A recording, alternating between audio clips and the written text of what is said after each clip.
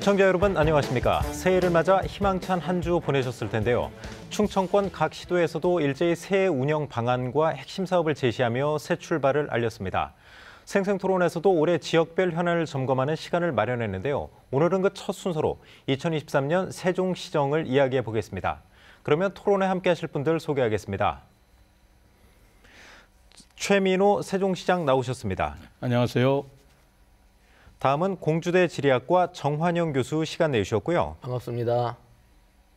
마지막으로 세종참여연대 성은정 사무처장과 함께하겠습니다. 네, 반갑습니다. 그러면 준비된 영상 보시고 본격적인 토론 이어가겠습니다.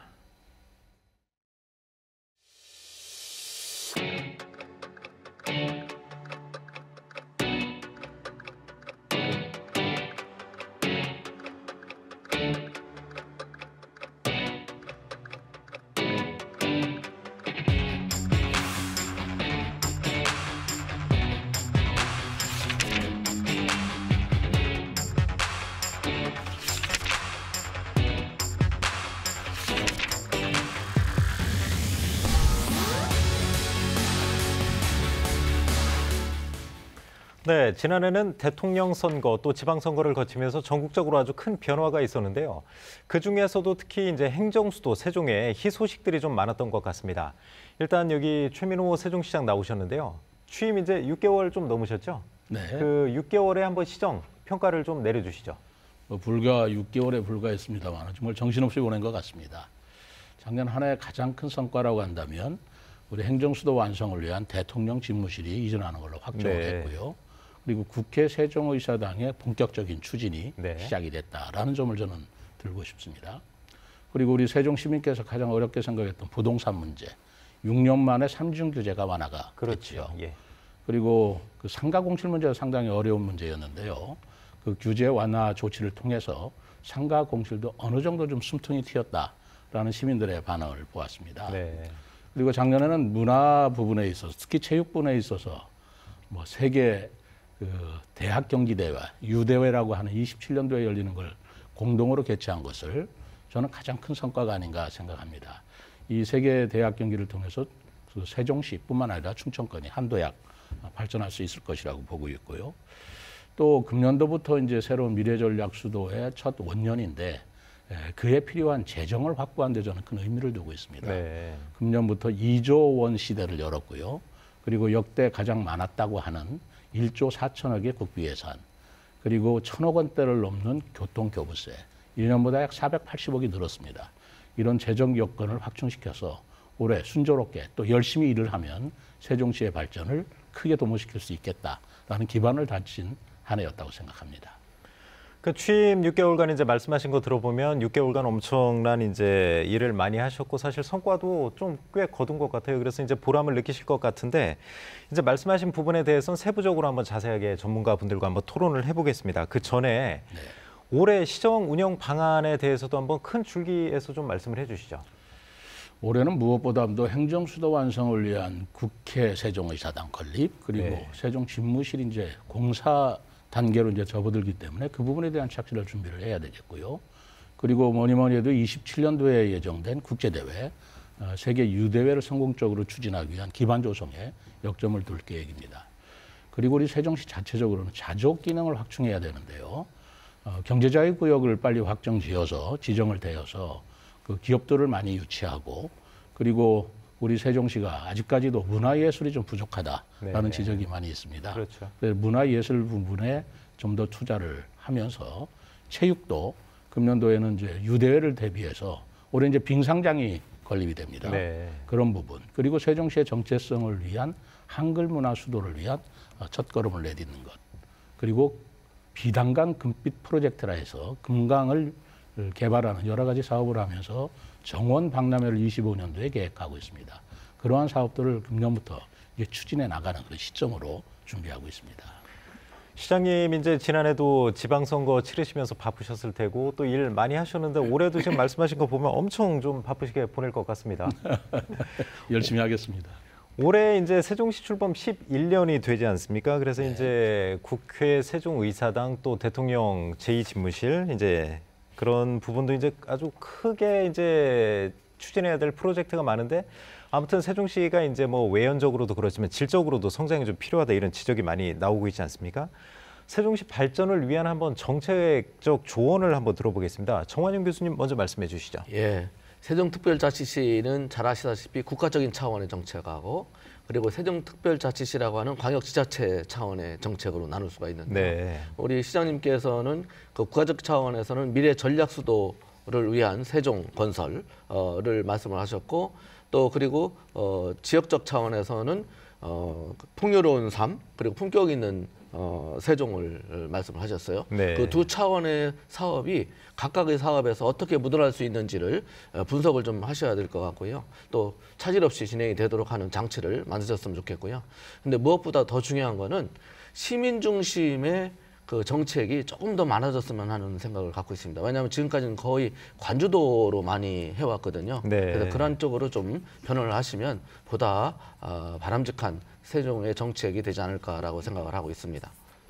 지금 말씀하신 부분에서 그 시민 정책 이제 그 정책을 좀 활성화해야 되는데 그 부분은 어떤 부분을 말씀하시는 거예요? 예를 들면 지금까지는 이제 사업 중심으로 해서 국가나 또는 지방자치단체가 많은 사업을 중심으로 했는데 시민이 직접 기획하고 시민이 참여하고 시민이 평가하고 그것이 시민이 체감할 수 있는 그런 정책들이 굉장히 많거든요. 네. 그런 정책들을 해주셨으면 좋겠다는 말씀을 드리는 겁니다. 그 성은정 처장님 이제 시민단체 활동 활발하게 하고 계신데 그 시민단체 차원에서도 좀 조언해 주실 말씀이 있을 것 같은데 어떤 게 있을까요? 뭐 교수님께서도 말씀을 하셨지만 우선은 이제 세종시가 그동안에서는 이제 그 시민주권 특별자치시라고 하는 시민을 중심에 두고 했던 그런 정치들이 이제 펼쳐졌었는데요. 시정 4기에서도 마찬가지로 그러한 시민들을 중심으로 놓고 하는 그런 정책들이 펼쳐져야 되겠다라고 하는 말씀 하나 드리고 또 한편에는 이제 지금 현재는 미래 전략 수도라고 하는 그리고 이제 그게 행정 수도를 뛰어넘는 그런 부분으로 말씀을 하시는데 실질적으로 행정 수도를 뛰어넘는 부분하고 행정 수도와 옆에 나란히 같이 가야 되는 부분이 있다고 생각이 듭니다. 그래서 네. 그런 부분에서 세종시 같은 경우는 이제 행정 수도라고 하는 어떤 주 재료가 이미 주어진 그런 도시라고 보여지고요. 그 행정 수도라고 하는 그 주 재료를 가지고 앞으로 세종시를 어떻게 더 맛있게 더 멋있게 어떤 음식 재료를 이제 이용해서 만들어낼 것인가라고 하는 그런 고민이 같이 되셨으면 좋겠습니다. 성은정 처장님 지금 네. 감기가 이제 심해서 네. 목소리가 안 좋은데도 불구하고 아주 그 좋은 그 조언을 좀 해주신 것 같습니다. 그 시장님 이제 그 예산 문제 한번 좀 넘어가 보겠습니다. 올해 네. 이제 조금 모두에서도 말씀하셨지만 예산 2조 원 시대에 열었다 이제 그 부분을 아주 자랑스럽게 말씀하신 것 같은데 사람들의 인식에는 아직도 세종시 이제 신생 도시라는 이미지가 아직은 있단 말이에요. 그런데도 예산이 벌써 2조 원 시대를 열었다 하는 거는 몸집이 사실 엄청 커진 거 아닙니까? 그렇죠. 이 예산 올해 어떤 쪽에 좀 중점을 두고 편성을 하실 계획인가요? 저는 우리 전국적으로 마찬가지입니다만은 경제 문제에 우선 역점을 두어야 된다고 네. 생각합니다. 우리가 자족 경제 도시도 이루어야 되지만 우리 지역 경제를 살리기 위해서 여민전 그 지역 화폐죠. 지역 화폐도 저는 세종시에서는 유지해야 된다고 생각을 하고 그 있습니다. 부분 아주 반응이 좋습니다. 아, 그렇습니까? 네네. 이번에 이제 정부 예산에도 그게 반영이 됐기 때문에 더 크게 확대시키면 우리 소상공인이라든가 우리 지역 경제인들한테 좀 도움이 될 거라고 보고 있고요. 그리고 두 번째로 강조를 할 것은 역시 기업 유치입니다. 네. 그 대전 세종 경제자유구역이 지금 대통령 공약으로 되어 있는데 올해는 그것을 추진을 해서 경제자유구역으로 지정이 되어야 기업이 유치할 수 있는 인센티브가 마련이 되거든요. 네. 그래서 기업 유치를 해서 청년들의 일자리를 마련을 하고 어쨌든 기업이 오면서 소비도 이제 촉진되는 거 아니겠습니까? 그렇죠. 이런 것에 역점을 두면서 이제 그게 풍요로운 삶의 한 목표죠. 그러나 품격 있는 세종이라는 것도 무시할 수 없는 저는 네. 목표입니다. 그것은 역시 문화예술이고 시민의식이고 또 시민과 함께하는 행정이라고 저는 생각을 하고 있어요. 아까 교수님께서 좋은 말씀 해주셨는데 그래서 저는 이번에 새로 세종시의 조직을 만들면서 시민 소통과를 별도로 신설을 했습니다. 네. 그래서 시민과 소통을 지속적으로 하면서 이제 제2기 시민주권회의를 우리가 발족시킵니다마는 그분들과 함께 계속 소통을 하면서 저는 그 시민 모니터링도 또 만들어야 되지 않겠나라는 생각을 해서 저희들이 열심히 합니다마는 혹시나 부족한 부분이라든가 아니면 시민들이 더 요구되는 부분이 있다면 적극적으로 반영하면서 세종시정을 운영하려고 하고 있고 이런 경제와 문화 그리고 세종시의 미래 먹거리를 만들어내기 위한 관광산업 또 금강 개발 사업 이런 데에 역점을 두어서 세종시의 또 다른 10년을 준비하고자 합니다. 네. 그 시장님 이제 모두부터 계속 이제 경제 또 기업 유치 그런 부분 아주 강조하시는 것 같아요. 아무튼 세종이 행정 수도지만 기업체 유치라든가 경제가 활성화돼야지 전체적으로 이제 같이 시민들의 삶도 풍요해진다 이렇게 지금 보고 계신 거죠? 그렇죠. 세종시는 아무래도 외부인들이 볼 적에 행정 수도라는 이미지 속에서 공무원 도시 아니냐, 그렇죠. 공무원들이 살고 있는 도시 아니냐 이런 인식들을 좀 가지고 계신데 그것이 좋은 의미든 나쁜 의미든 공무원은 우리 시민 중에 일부인 그런 도시다라고 네. 한다면 자족 기능이 매우 중요하다고 저는 보고 있습니다. 그 정환영 교수님은 어떻게 보세요? 이제 세종시가 2조 원대 예산 시대에 열면 외연적으로 엄청 커졌고 지금 시장님께서는 이제 개략적으로 이제 그 편성 방향을 말씀해 주셨는데 그 방향에 대한 조언도 괜찮고 아니면 집행 효율성 그런 예. 쪽에서도 말씀을 좀 해주시죠. 2조 원 시대라고 하는데요. 그 지자체 예산은 아무리 많아도 많다고 할 수는 없습니다. 아, 네. 예. 또 할 일은 많은데 또 예산은 없다고 그럽니다. 사실 맞습니다. 그런데 중요한 거는 그 예산을 얼마만큼 효율적으로 쓰느냐 이게 가장 중요한 부분이고요. 네. 그런 부분에 대해서 시장님도 굉장히 고민을 하시고 계시리라고 생각이 듭니다. 그런다고 한다면 각 사업 하나하나에 대해서 아까 말씀드린 국가적 차원의 예산 그리고 세종시 차원의 예산이 그것이 어디에 어떻게 해당이 되고 그것이 어느 정도 효과를 거둘 것이고 시민들에게 얼마만큼 체감을 할 수 있는지를 사전 검토를 각 사업별로 하시고요. 네. 그것을 중간에 어느 정도 이행이 되는지를 좀 보시면 좋겠다라는 말씀을 드리고 또 한 가지는 굉장히 사업을 잘하고 있고 공무원들도 열심히 하고 좋은 성과를 내고 있는데 그것이 시민들한테는 알려지지 않고 있다라는 겁니다. 그래서 그걸 이제 예를 들면 시정지나 이런 걸 통해서 하고 있는데 그것보다는 각 사업 부서에서 시민들한테 직접 알릴 수 있는 만나서 소통할 수 있는 그런 기회를 만드셨으면 좋겠다 이런 말씀을 드립니다. 지금 사실 저도 이제 세종에 살고 있는 세종 시민의 한 사람으로서 말씀드리면 교수님이 지적하신 부분이 상당히 타당한 게 시정지를 이제 대표적으로 시에서는 생각하지 않습니까? 아니면 홈페이지에 이제 보도자료나 그런 식으로 시정지에 대해서는 사실 그 많이 도달률 또 열동률이 많이 떨어지는 것 같아요. 아무래도 이제 딱딱한 이미지가 있기 때문에 교수님이 말씀하신 대로 이제 과에서 직접 시민들과 소통하는 그 부분 상당히 좀 그 현실적인 대안이라고 생각을 좀 듭니다. 그런 생각이. 그 성은정 소장님 이제 시민단체에서도 중요한 역할 중에 하나가 예산 이제 어떤 식으로 쓰이는지 감시하는 역할이잖아요. 네. 어떻게 좀 보세요? 2조 원대 예산. 우선은 이제 세종시의 이제 예산 편성의 방향을 보면은 지역 경제 활성화하고 그다음에 지역 주민 생활 증진 이쪽으로 방향이 맞춰져 있는 것 같습니다. 그래서 그 집중적으로 투자하겠다는 어떤 그런 예산을 보면은 정책이 보이기 때문에 바람직하다고 보여지는데요. 근데 실은 이제 시민들이 체감할 때는 정책을 구현할 때 그 구현 방법과 관계되어 있을 때 시민들은 그 부분에서 체감을 많이 하는 것 같습니다. 네. 예를 들면 이제 19억 이제 파크 골프장이 금강수변에 이제 설치가 되는데 그때도 이제 금강유역회의라든지 아니면은 시민들과의 충분한 의견 수렴이 같이 진행이 되어야 된다라고 하는 거고 마찬가지로 638억 원의 예산이 책정되어 있는 폐기물 처리장과 관련해서도 시장님께서도 이제 말씀을 하셨지만 이게 이제 행정 절차상의 문제가 없다고 해서 그대로 밀어붙일 것은 아니다라고 얘기를 하셨던 거고 그런 부분에서 이제 시민들과의 충분한 의견 수렴의 자리가 꾸준히 지속적으로 이렇게 해도 되나 싶을 정도로의 어떤 그런 자리들이 마련이 돼야 된다고 보고요. 그래서 이제 어떤 그런 갈등 상황에 대한 모범 답안을 이제는 좀 만드시는 그런 시정 자기가 되었으면 좋겠다. 그래서 시민들을 요즘에 이제 정책을 프로슈머라고 얘기를 하는데요. 그냥 시민들을 정책을 소비하는 그런 대상으로만 보는 것이 아니라 실제로 생산하는 것까지 같이 해서 같이 함께하는 소비만이 아니라 참여하도록 해서 시스템을 통해서 시민들이 좀 정책의 어떤 효능감을 느끼게 하는 것 이런 것들이 좀 필요하다고 보여집니다. 시장님 그 부분 한번 첨언을 한번 해주고 가시죠. 이제 네. 두 분께서 공통적으로 소통 또 시민 참여 그런 부분을 말씀하시는데 그런 계획이 있으신가요? 전적으로 옳으신 말씀이고요. 특히 재정 효율성 문제는 좀 정말로 옳으신 말씀입니다. 제가 시정을 맡고 보니까 우리 재정 부채가 약 3, 4천억에 도달하고 있더라고요. 네. 그래서 제가 취임하자마자 사실 취임하는 사람이 그 부채를 상환한다는 건 잘 생각하기 어려운 일입니다만 그렇죠. 예. 제가 300억을 상환을 했습니다. 왜냐하면 이자 부담이 계속 높아지고 있고 지금 생각해 보니까 금리가 점점 올라가기 때문에 잘했다라는 생각이 듭니다. 그래서 우리가 재정 건전화를 우리가 목적으로 하고 생산적 목적에 말하자면 부채가 아니면 이거는 건전 재정을 계속 그 기조를 유지해야 된다라고 저는 생각을 하고 있고요. 네. 홍보 말씀인데 전적으로 옳습니다. 사실은 시정 홍보라든가 여러 가지 홍보 매체를 통해서도 홍보를 하지만 시민들과 직접 대화하는 홍보가 가장 효과적인 거죠. 그런데 사실 이제까지 코로나 때문에 그런 부분이 대면 원활하지 접촉이, 못했던 게 사실입니다. 그래서 작년에 이제 코로나가 조금 완화되면서 저는 아까 우리 정은정 차장님 말씀하셨지만 그 쓰레기 매각장 문제, 친환경 센터 문제입니다만은 네.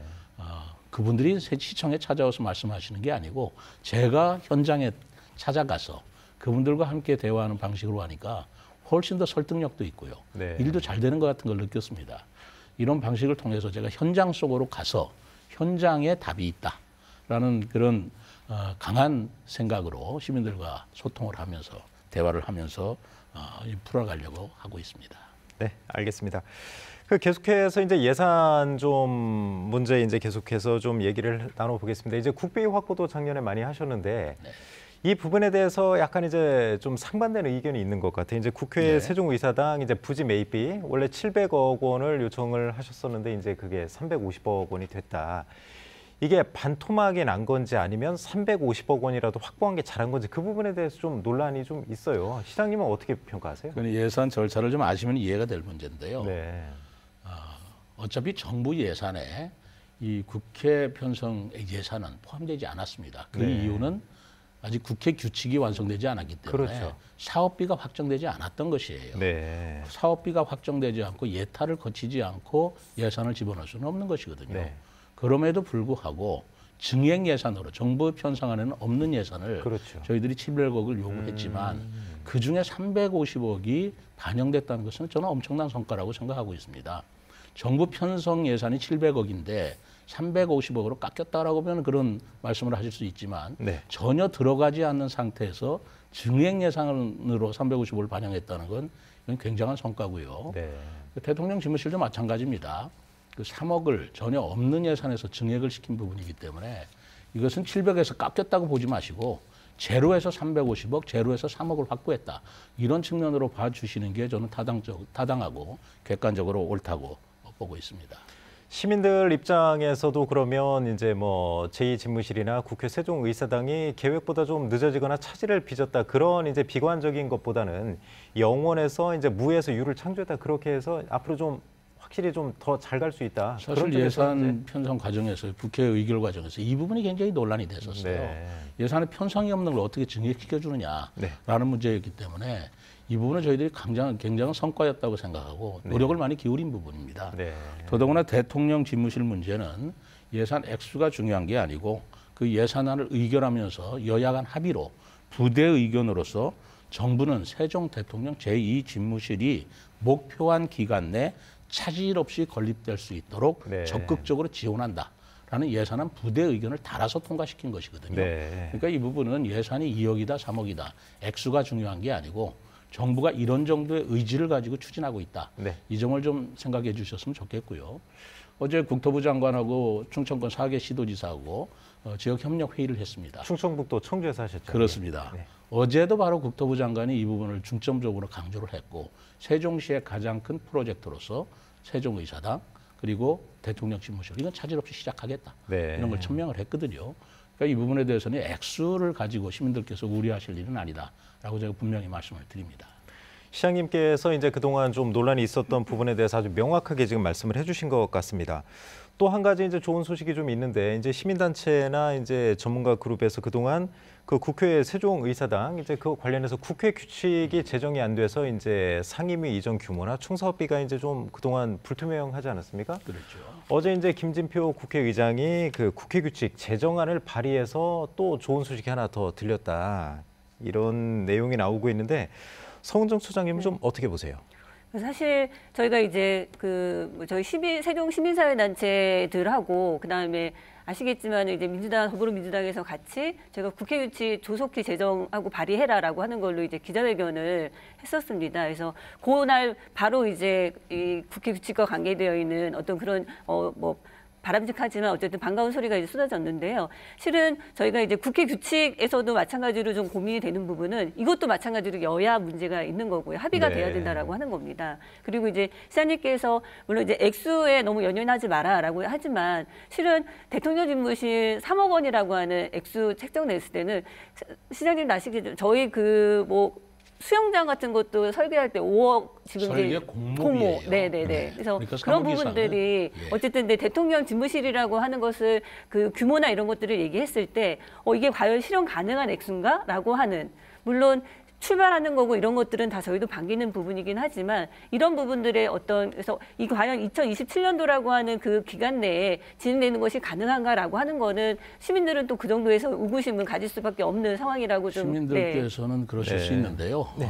마침 이 방송을 이렇게 해주시니까 감사합니다. 네. 어제 국토부 장관께서도 내년도에 국제 공모를 통해서 네. 세종 집무실 문제는 설계를 착수를 하겠다 네, 네. 했기 때문에 그 설계에 들어가고 그리고 2027년도에 완공하겠다라는 정부 의지가 부대 의견으로 첨언돼 있으면 네. 매년도의 예산이 매덕 들어갔느냐는 이제 연연할 필요는 없다고 보고 있습니다. 그리고 국회 규칙도 참 잘 됐어요. 이것은 뭐 여야 간의 쟁점이 될 만한 사항도 아니고 누구나 염원했던 사항이죠. 2021년도인데요. 그때 정진석 의원께서 국회법 개정안을 발의했을 때 네. 바로 어제 김진표 의장께서 제안한 그 규칙안이 거의 한 90% 똑같이 국회에서 의결해 달라라고 네. 제안에 들어가 있었던 것이에요. 네. 뭐 다행히 어제 김진표 의장께서 그 제안을 했기 때문에 다행입니다만 저는 한 가지 아쉬움은 그때 우리 정진석 국민의힘 의원께서 국회법에 이거를 담아서 통과시키자라고 하는 주장이 그때 통과되었더라면 국회 규칙 갖고 이렇게 논란할 필요도 없고 그렇겠네요. 훨씬 더 빨리 진행됐을 것이다라는 생각은 있지만 어쨌든 그 만시지탄이고 어제라도 김준표 의장께서 이렇게 제안을 해주셨으니까 여야 합의를 통해서 빨리 이걸 통과돼서 국회가 기간 내에 우리가 설립되기를 염원합니다. 그 정관용 교수님은 좀 어떻게 보세요? 이제 국회 규칙 제정안이 이제 발의가 됐는데 아무래도 이제 다음 달 임시회에서 이제 처리될 가능성이 큰데 사실 여야 이제 합의가 좀 필요한 사항이잖아요. 그래서 그렇습니다. 좀 대립이 워낙 심하니까 이 부분에서 좀 차질이 있지 않을까 이런 우려의 목소리도 일부 나온단 말이에요. 예. 사실은 이 부분에 대해서는 큰 걱정을 안 하셔도 될 것 같다는 네. 생각이 듭니다. 특히 행정중심 복합도시 행복청 관련된 예산에 관련돼서는 지금까지 더 늘으면 늘었지 여야가 싸워서 그거를 감액시키는 경우는 없었어요. 네. 예. 그렇기 때문에 그 부분은 걱정 안 하셔도 될 거. 다만 정부의 차원이라든지 국회의원들은 조금 생각이 좀 다른 게 왜 많은 예산 한꺼번에 줘야 되지 않느냐라고 네. 말씀하시는데 그건 좀 달라요. 정부 입장에서 본다 그러면 전국적인 배분과 형평이라고 하는 문제가 있고 국회의원들 입장에서 보면 자기 지역구를 좀 챙겨야 되는데 그렇죠. 예. 이 세종특별자치시를 국가의 수도로 생각하는 것이 아니라 혁신도시 중에서 맏형 이런 정도로 생각하고 있거든요. 그렇기 때문에 비교적 소극적이기 때문에 예산의 증액에 큰 어려움이 사실은 있긴 하지만 그 순서나 과정은 문제가 없다. 저는 이렇게 생각을 하고 있습니다. 지금 시장님도 이제 시청자와 세종 시민 여러분께 이제 확실히 말씀을 하셨고 정관용 교수님도 일단 어느 정도라도 확보해서 출발하는 게 중요하다 그렇게 말씀하셨으니까 이 부분은 아무튼 큰 문제 없을 것이다. 그렇게 한번 정리하고. 이 부분은 뭐 걱정 안 하셔도 될 문제고요. 오히려 그 충청권에서 어제도 이제 회의에서 그런 발언이 조금 있었습니다만 네. 세종시로 부러워하는 거예요. 네. 좋은 건 다 세종시에 들어가냐. 또 좋은 건 또 예산은 다 세종시에 몰입하면 네. 다른 지역은 어떻게 균형 발전을 이루냐라는 말이 좀 나올 정도로 네. 세종시가 지금 정부에서 적극적으로 지원을 하고 있고 우리 세종시 예산을 지원하면서 계획을 추진하고 있다. 뭐 그런 기분을 좀 전하고 싶습니다. 네. 시장님, 그럼 이어서 바로 이 부분을 좀 여쭤보고 싶은데 세종시가 이제 계속 규모가 커지고 이제 제2집무실 또 이제 국회 세종의사당까지 오면 명실상부한 이제 행정수도가 되지 않습니까? 그렇습니다. 그러면 이제 교통망, 광역교통망도 그렇고 그 부분에서 좀 중요할 것 같은데 작년에 이제 선거 과정에서도 조치원역의 이제 KTX 정차 문제 또 KTX 세종역 문제에 아주 강조를 하셨단 말이에요. 그렇습니다. 이 부분에 대해서 좀 어떻게 추진하실 건가요? 저는 여전히 그 생각이 변함이 없습니다. 네. 조치원에 KTX가 다니는데 정차를 해주기를 바라고 있었고 왜 그러냐면 우리 세종시에 이 광역자치단체 중에서 KTX가 서지 않는 도시는 없습니다. 네. 그러니까 세종 KTX 역사가 됐든 조천에 KTX가 정차를 하든 이런 KTX가 세종시에도 서야 되겠다라는 신념에는 변함이 없고요. 네. 두 가지 방향으로 가고 있습니다. 지금 중점은 제가 KTX 역사에 중점을 두고 있습니다. 그래서 이제까지는 그 KTX 역사가 불가능하다라는 그런 입장을 국토부가 밝혀왔습니다만 저는 여건이 변화됐다. 네. 그리고 앞으로를 볼 적에도 KTX는 필요하다라는 생각으로 작년에 추경에서 1억 8천을 세워서 다시 경제적 타당성을 한번 조사해보자라고 용역을 세워놨고요. 올해 6월에는 그 결과가 나올 것 같습니다. 네. 그 결과에 따라서 국토부와 협의를 하면서 국토 균형 발전이라는 차원 그리고 세종 시민의 편익이라는 차원에서도 이 KT 역사서를 추진할 생각이고요. 더더구나 KTX 역사가 생기면 우리 세종 시민뿐만 아니라 유성구민 35만 명 그리고 어제도 발표가 됐습니다만 이제 세종하고 공주하고 BRT 도로가 개설이 되게 됩니다. 그렇죠. 예. 이제 25년도에 착수가 되게 되는데 그렇다면은 이 KTX 역사를 통해서 공주까지도 BRT로 공주 시민들이 활용을 한다면 공주도 굉장히 지역 발전이 촉진될 수 있는 그런 모티브가 되기 때문에 KTX 역사는 저는 추진해야 된다고 생각하고 있고 네. 다만 과학적이고 기술적인 문제는 경제적 타당성을 보아가면서 그건 협의를 할 문제다라고 보고 있습니다. 그 정환영 교수님은 좀 어떻게 보시나요? 이제 시민들은 사실 KTX 세종역 이제 건립을 좀 바라고는 있는데 충북과의 미묘한 관계도 좀 있지 않습니까? 오송역의 이제 역할이 좀 저하되는 거 아니냐 그런 우려를 충북도에서 하기 때문에 반대 입장도 있긴 한데 그 세종시 위상을 보면 분명히 좀 필요하다는 의견은 많지 않습니까? 맞습니다. 저는 개인적으로 볼 때 행정중심 복합도시를 건설할 때 가장 실패한 부분이 교통망 계획이라고 저는 생각을 하고 있습니다. 네. 수도를 만드는데 KTX와 같은 기관철도망이 세종시 없다라는 것은 말이 안 되는 거죠. 처음부터 잘못된 거라고 저는 보고 그래서 오송역에 경부선과 호남선의 분기점을 둘 것이 아니라 세종시 중심에 그 KTX 중심역을 만들고 그를 통해서 분기점도 만들었으면 이런 예. 문제는 진작에 해결될 수 있을 것이고 그리고 전국적인 명실상부한 수도로서의 역할을 할 수 있었을 것이라고 생각을 합니다. 근데 현재 상황에서 이제 이게 안 되니까 KTX 세종역을 설치해달라, KTX 조천역을 정차해달라 이렇게 말씀을 하시는데 이 부분은 경제적 타당성이 나온다 하더라도 상당히 어려움이 예상이 됩니다. 뭐 잘 아시는 바와 같이 오송역을 가지고 있는 충청북도에서 오송역 쇠퇴를 때문에 굉장히 걱정을 많이 하고 있는 그렇죠. 상황이고 또 공주에서 충청남도의 공주역에서 공주역의 쇠퇴 때문에 그걸 걱정하는 부분들이 있고 이런 어떤 지역 간의 이기주의 또는 지역 간의 이해관계가 걸려있는 문제이기 때문에 경제적 타당성보다는 그런 점에서 더 큰 문제가 있을 거라는 생각이 듭니다. 그래서 이것을 지속적으로 이제 추진을 하시되 해소할 수 있는 방안을 좀 더 생각을 하시면 좋을 것 같아요. 그런데 그 부분은 상당 부분 해소되고 있다고 보는데 첫 번째는 2025년 정도에 구리 세종 간 또 고속도로가 만들어지고 있지 않습니까? 그렇죠, 예. 그러면 수도권에서의 접근성이 엄청나게 좋아질 거고 그리고 아까 말씀하신 대로 그런 그 주변의 BRT 도로 그리고 충청권 광역철도 이런 것들이 현실화된다 그러면 그러한 문제는 가능한 부분 빨리 해소될 거라고 저는 생각하고 있습니다. 그 성은정 처장님도 덧붙여서 한번 말씀을 좀 해주시죠. 저는 좀 다른 측면에서 좀 말씀을 좀 드리면은요. 그러니까 어제는 맞고 오늘은 틀리다라고 하는 얘기가 있는데 누노말이라고 하는 이야기가 있습니다. 네. 그래서 그 기후위기라든지 아니면은 러우 전쟁을 통해서 지금 이런 시기가 있었던 이거를 지금 겪고 있는 시대에서는 기준점이 좀 달라져야 되지 않냐. 애초에서 세종시 건설에서 그 철도라든지 아니면은 교통망 관련돼서 좀 문제가 있었다고 하지만 그거를 지금에서는 어떻게 할 수 있는 상황이 아니라고 했을 때에는 지금 고령화, 저출생, 인구 절벽, 뭐 기후위기, 전쟁, 에너지 수급 문제 등등등 이런 것들이 있을 때 과연 절대적으로 지금 필요한 공사를 제외하고는 새로 짓는 것들보다는 좀 리뉴얼해서 기후위기 시대에 맞는 그러한 어떤 세종시가 선도할 수 있는 부분들도 분명히 있다고 보여지고요. 네. 시장님께서 말씀하셨지만은 하계 유니버시아드 대회를 그 딱 뭐 메가 충청 해갖고는 네 코리아 이렇게 얘기가 됐잖아요. 메가시티라고 메가시티 하는 코리아. 그렇죠. 메가시티 코리아라고 얘기가 됐기 때문에 충청권의 상생 협력적인 부분에서도 충분히 고려가 돼야 된다라고 하는 그런 어떤 뉴노멀이라고 하는 걸 좀 다시금 고민해 주셨으면 좋겠습니다. 네. 감사합니다. 네. 그 뉴노멀이라는 말이 참 와닿는데요. 어제도 제가 그 충청권 시도지사 협의회에서 그런 말씀을 했어요. 10년 전과 지금과 세종시는 변했다. 여건도 변했고 경제적인 환경도 바뀌었다. 네. 그러니 이런 것에 대한 기준점 좀 달라야 될 것이다. 뭐 이런 말씀을 드렸고 국토부에서도 상당히 그 세종 KTX 역사에 대해서는 타당성을 이제는 좀 인정하는 분위기는 같은데 네. 지역 간의 문제, 그렇겠죠. 경제적인 합리성 문제, 이런 통합의 문제에 대해서 굉장히 고민을 하는 것 같아요. 네. 뭐 슬기롭게 풀어나가도록 하겠습니다. 알겠습니다.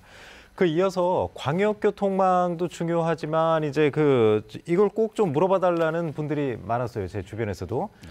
그 세종시에 사시는 분들이 이제 그 교통체증이 너무 심하다 이런 불만이 좀 있습니다. 왜냐하면 세종에서 이제 대전 나갈 때 또 출퇴근 시간에 많이 막히고 세종 시내에서도 출퇴근 시간에 그 교통체증이 좀 심한데 구조적으로 애초 이제 세종시 출범할 때 너무 좀 도로가 좁았다 이런 비판이 좀 많지 않습니까? 네네. 그 부분에 대해서도 이제 이춘희 전 시장께서도 뭐 신호체계를 좀 개선한다든가 도로 이제 뭐 우회전 차로를 좀 넓힌다든가 이런 대책을 좀 내놓고 하셨었는데 시장님 이 부분은 어떻게 좀 해결하실 건가요?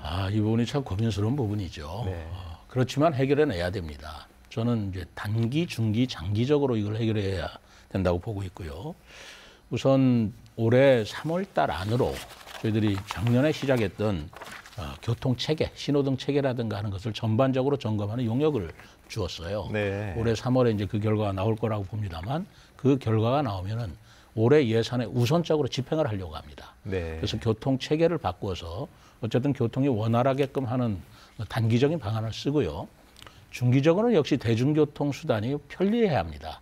버스 운행 대수도 많아야 되고 운행 노선도 합리적이어야 되는데 그것도 지금 저희들이 연구를 하고 있어서 연차적으로 그 전기버스나 수소버스, 저상버스 위주로 최첨단 버스로 대중교통을 확충하려고 아까 말씀드린 대로 올해 42대가 도입되는 방안을 쓰고 있고요. 네. M버스도 작년에 처음으로 비수도권에서는 처음으로 세종시가 도입을 했습니다. 장기적으로는 지하철 문제라고 생각합니다. 네. 그래서 어제도 이제 올해 상반기 중으로 예타를 추진하겠다라는 발표가 있었지만 대전, 세종, 조치원, 오송으로 연결되는 충청권 광역철도망 그것이 세종시 구간은 지하철로 운행되게 저희들이 노력을 해서 이 문제는 장기적으로 해결을 함으로써 궁극적으로는 세종시 교통 문제를 해결을 해야 되는데요. 어제 또 마침 행복청에서 그 금년도 업무 계획을 발표했죠. 그렇죠. 예. 거기 내용에도 교통 체계를 전면적으로 개선하는 작업을 추진하겠다. 네. 이렇게 돼 있기 때문에 아까 지적하신 좁은 도로망이라든가 하는 것을 근본적으로 다시 바꾸는 그런 작업을 금년부터 시행을 해서 이것은 하여튼 좀 시간이 걸리더라도 해결을 할 수 있도록 노력하겠습니다. 단기적인 거 하나만 좀 제안을 드리면은 네. 우선은 연구를 통해서 이제 정책으로 실현되기까지는 어쩔 수 없이 시민들이 담당해야 되는 그 간극이 있죠. 그때에서 지금 불편함이 있다라고 하는데 맞습니다. 지금 이제 대세연에서도 연구 결과 보면은 오전 8시부터 9시까지가 거의 통행량이 거의 18% 정도가 집중이 되는 출퇴근 시간에 집중이 된다라고 하는 거고 그 출퇴근 방향이 보면 주로 이제 정부청사라든지 시청이라든지 공공기관 쪽에 이제 방향이 이제 있다라고 하는 연구 결과가 있습니다. 그래서 장기적으로는 그런 정책이 나중에 실현되겠지만 단기적으로 할 수 있는 부분들에 대해서 제안을 좀 드리면 실은 그런 공공기관이라든지 중앙정부청사의 출퇴근 시간들을 조금 유연하게 해서 네. 한 번에 몰리는 이런 시간들을 조금씩 조절을 하는 이런 것들을 시장님께서 좀 여러 가지 측면에서 공공기관이라든지 정부청사와 함께 이제 협의를 통해서 그래서 그 시간대만 이제 몰리는 현상들을 좀 그것만 좀 해소가 된다 하더라도 당장에 시민들이 느끼는 어떤 불편함 이런 것들은 조금 해소가 될 수 있을 거라고 생각이 듭니다. 그래서 좀 그런 것 좀 지금 제안드리겠습니다. 처장님 말씀하신 부분은 네. 상당히 일리가 있다고 저는 생각을 하고요. 또 시장님 아까 말씀하신 대로 어떤 소프트웨어적으로 푸는 문제 이것도 굉장히 타당성이 저는 있다고 봅니다. 근데 근본적으로는 세종특별자치시가 기본적으로는 차 없는 도시를 이상적으로 생각을 했었고 네. 그것이 사실은 예측과 현실이. 실제가 달랐다. 다시 말씀드리면은 계획이 너무 트렌드를 앞서갔다. 이렇게 이제 볼 수가 있는데요. 그렇죠. 예, 그렇다고 본다면 현재 상태에서 아까 말씀드린 대로 그 흐름을 훌륭하게 할 수 있는 인공지능 교통 시스템, 그리고 또 한 가지는 가장 말씀드린 대로 대중교통에 편리하고 효율적이고 그리고 만족스럽게 탈 수 있는 획기적인 대중교통 정책이 사실은 더 중요하다. 저는 이렇게 생각을 하고 있습니다. 옳습니다. 이게 교통 문제 같이 보이지만 사실은 이게 경제 문제하고도 연결돼 있습니다. 네. 왜냐하면 세종의 자족 기능이 좀 부족하기 때문에 세종 시민들이 대전이나 청주나 저 천안이라 이렇게 출퇴근하시는 그렇죠. 분이 많은 예. 거예요. 사실은 직장이 그리고 이제 직주 근접의 원칙이라고 해서 직장이 우리 시내에 있다면 이렇게 큰 문제는 사실 야기되지 않는 그렇죠. 거거든요. 그렇기 때문에 경제 자족 기능이라든가 기업 유치하는 것도 굉장히 중요한 문제고요. 지금 말씀하신 대로 세종시 교통의 특징 중에 하나가 출퇴근 시간에 급격하게 이 교통 체증이 있다는 얘기거든요. 평상시에는 그렇게 번잡하거나 혼잡하지는 않는 것 같습니다. 그렇다면 출퇴근 시간 문제를 어떻게 해결할 것이냐에 집중해서 노력을 한다면 여러 가지 방안이 나올 것 같은데 출퇴근 시간 조정이라든가 하는 문제도 효과가 있는지 한번 검토를 하도록 하겠습니다. 알겠습니다. 아무튼 시장님께서 이제 용역을 이제 의뢰를 하셨으니까 조만간 결과가 나올 텐데 아무튼 세종 시민들의 큰 불편 사항 중에 하나가 이제 대중교통이고 그렇습니다. 네. 지난달 초에 이제 큰 눈이 왔을 때도 사실 그 인터넷 커뮤니티 같은데 그런 불만이 좀 많이 있었어요. 도대체 이게 여기가 이제 서울도 아닌데 왜 이렇게 많이 막히냐. 아무튼 그 부분에 대해서는 좀 획기적인 좀 대책을 좀 내주셨으면 좋겠는데요. 그 교통 문제 말고 또 하나 이제 세종시에서 우려되는 부분이 그 부동산이 이제 좀 하락하는 문제인데 이게 적정 가격을 유지하는 게 가장 좋지만 세종시 같은 경우는 단기간에 급등했다가 또 단기간에 좀 급락하는 그런 문제가 좀 나타나지 않았습니까? 그래서 말씀하신 대로 이제 작년에 다행히 부동산이 이제 3중 규제가 풀리긴 했지만 아파트 값이 계속 떨어지고 부동산이 침체되면 소비에도 좀 영향을 미치잖아요. 이 부분에 대해서는 좀 어떻게 대처하실 계획인가요? 세종시 부동산이 갑자기 급상승하게 된 것이 자연적인 경제 현상이 아니었고요. 그렇죠. 예. 그때 2020년이라고 기억합니다만 그렇죠. 그때 김태년 원내 총무께서 여기를 수도로 하겠다라고 하는 그렇죠. 바람에 급격하게 이제 올라간 적이 있었죠. 네. 결코 바람직하지 않은 현상이었죠. 그러나 이제는 급 하락을 하는 것인데 저는 집값이라는 것이 안정되지만 그래도 조금 오르는데 물가 상승률 정도로 오르는 게 가장 바람직하다라고 보고 있습니다. 그렇겠죠. 예. 근데 지금은 오히려 급 하락이 지금 끝을 보일 수가 없어서 지금 이 문제를 어떻게 해결할 것이냐의 문제를 어제도 국토부 장관하고 그 문제를 같이 고민을 했어요. 네. 근데 이건 세종시만의 문제가 아니고 전국적인 부동산 정책, 부동산 경기의 문제이기 때문에 저희들이 이 문제를 해결하는 데 좀 한계는 있습니다.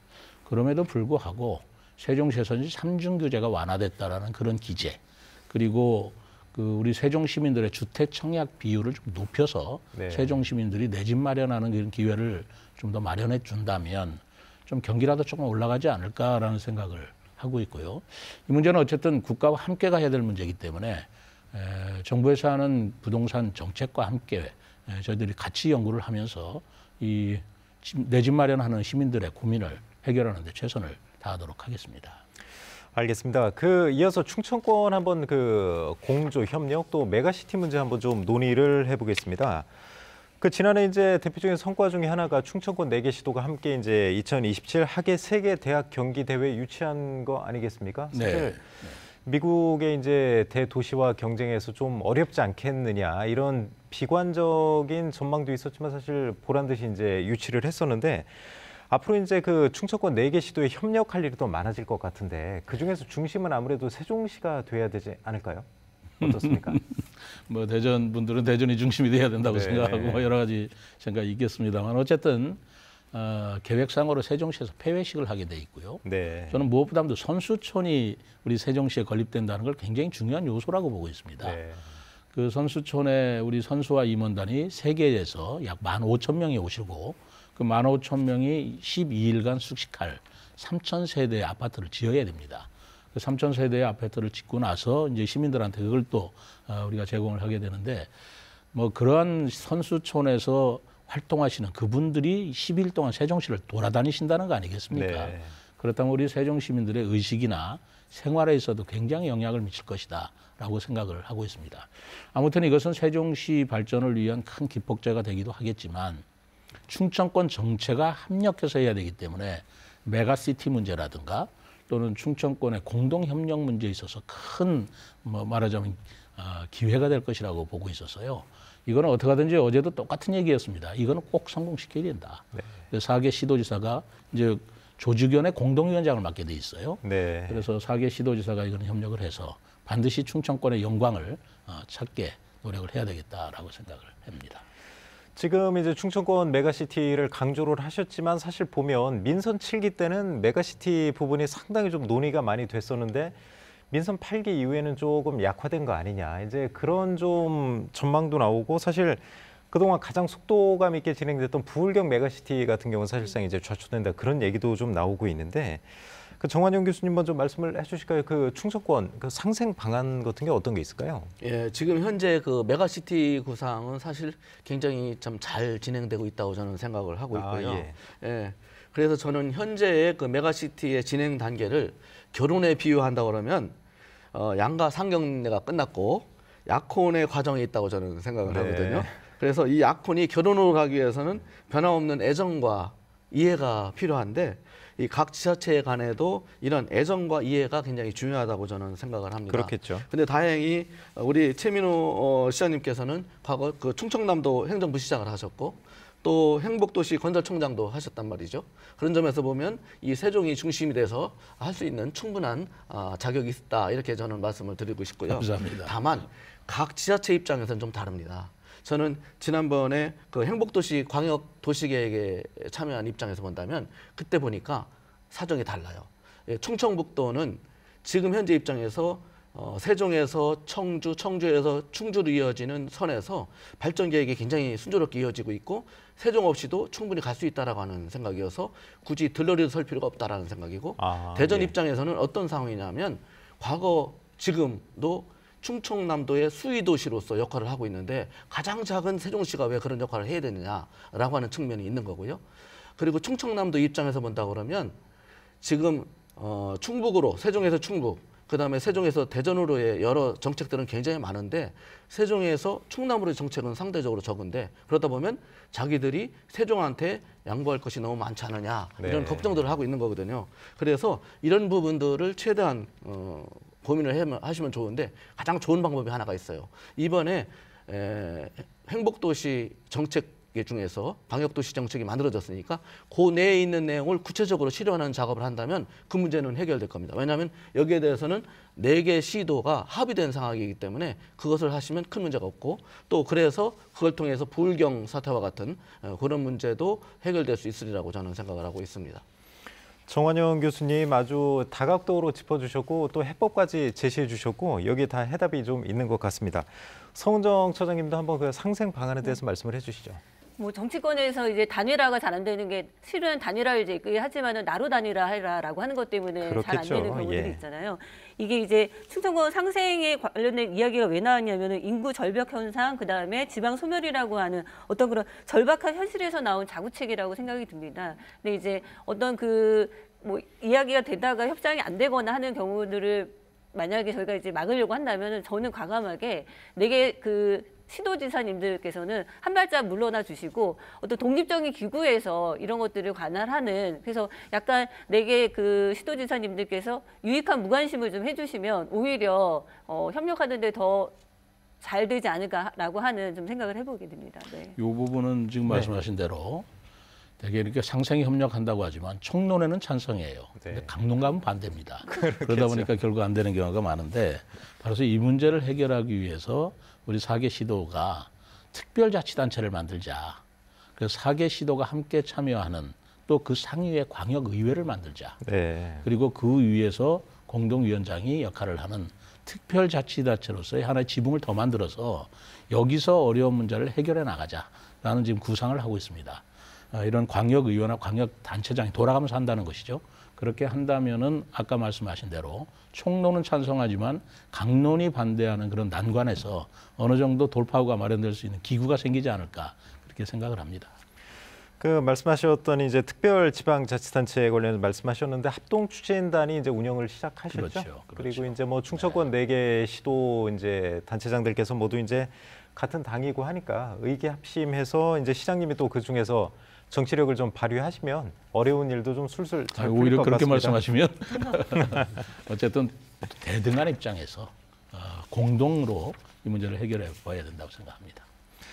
오늘 이제 여러 가지 시정 방향에 대해서 이제 세종시정에 대해서 여러 가지 이제 얘기를 나눠봤는데 이제 거의 마무리 이제 할 시간입니다. 시장님께서 이제 시청자와 이제 세종 시민들께 이제 새해 인사하고 더불어서 이제 당부하고 싶은 말씀이 있으면 한번 짧게 말씀을 해주시죠. 네, 우리 시민 여러분, 올해는 제가 시정을 맡은 원년이라고 생각을 하고 있습니다. 그래서 새롭게 달라지는 세종시의 모습을 보이기 위해서 저 나름대로도 노력을 많이 하겠습니다만, 그러나 우리 세종시 발전을 위해서 함께 가야 된다는 동심동덕, 같은 마음으로 큰 업적을 이루자라는 것을 제가 사자성어인 슬로건을 내세웠습니다. 예. 우리가 여야 간에 좀 의견이 다를 수도 있고 계층 간에 다를 수도 있고 또 세대 간에 다를 수도 있지만, 우리가 세종시 발전과 그리고 국가 경쟁력 강화라는 또 국토 균형 발전이라는 큰 틀에서의 같은 마음으로 같이 노력해 주시는 동심동덕의 그런 하나된 마음으로 시민 여러분들께서 응원해 주시고 지켜봐 주셨으면 합니다. 그리고 우리 시민 여러분들 새해 복 많이 받으십시오. 그 올해 세종시에 거는 기대가 상당히 큰 것 같고, 이제 시장님도 이제 의욕적으로 지금 뛴다고 말씀하셨고, 작년에도 이제 좋은 일이 많았고, 올해도 좀 계속 이제 국회 규칙 제정안 발의라든가 여러 가지 이제 일이 잘 풀릴 것 같은 예감이 드는데, 전문가들께서도 한번 당부하고 싶은 말씀, 이제 시장님께도 괜찮고 아니면 시민들께도 괜찮고, 한번 정관용 교수님부터 말씀해 주시겠어요? 지금 말씀하신 대로 세종시에 관련해서는 앞으로도 그 상당 부분 여러 발전적인 측면이 굉장히 많을 것 같은 생각이 들고요. 그런 점에서 본다면 지금 우리 시장님 굉장히 좋은 시기에 계시다. 다만 시민들이 보다 체감할 수 있는 그런 정책을 좀 해주시면 좋겠다. 그래서 풍요로운 삶, 품격 있는 세종시를 위해서 좀 애써주시기를 부탁을 좀 드리고요. 그리고 시정은 잘 아시다시피 시장이나 공무원만으로 할 수 있는 게 아니지 않습니까? 세종시 시정의 주인공은 또 시민인 거고요. 그래서 시민들께서도 세종 시민이 참여하고 활동하고 실천하는 그런 명품 도시 세종을 위해서 같이 노력했으면 좋겠습니다. 성은정 처장님도 오늘 이제 감기 때문에 컨디션이 안 좋으신가? 평소 이제 날카롭고 그런 이제 가슴 아픈 말도 많이 하시는 분인데 어떻습니까? 좋은 말씀만 해주신 것 같은데 마지막으로 당부의 말씀 한번 해주시죠. 네, 시민들은 정치인의 말도 보지만 실은 정치가 실현되고 구현되는 그 과정을 더 많이 잘 보거든요. 근데 지금까지 세종시에서 뭐 여러 가지 희소식도 많고 좋은 소식도 많긴 하지만 그런 소식이 예전에는 없었냐? 그렇지 않았습니다. 근데 그것을 구현해가는 그런 구체적이고 정확한 어떤 그런 로드맵이나 이런 것들이 매번 번복되거나 잘 안 되는 데에서 그런 데서 이제 문제점들이 더 있었다고 보여지는데요. 그런 시민들이 가지고 있는 어떤 그런 어떤 불신 이런 부분들을 해소하고 불식시키는 그런 2023년도가 되었으면 좋겠습니다. 네, 세 분 모두 말씀 감사합니다. 이제 그 최민호 시장께서도 앞서 말씀하셨지만 세종시는 올해 사자성어로 동심동덕을 이제 선정을 했습니다. 이제 같은 목표를 향해서 모두가 함께 노력하자는 뜻이 담겼는데요. 그런 바람이 꼭 이루어지는 2023년 되길 바라겠습니다. 토론에 함께하신 세 분 모두 감사드리고요. 시청자 여러분 고맙습니다.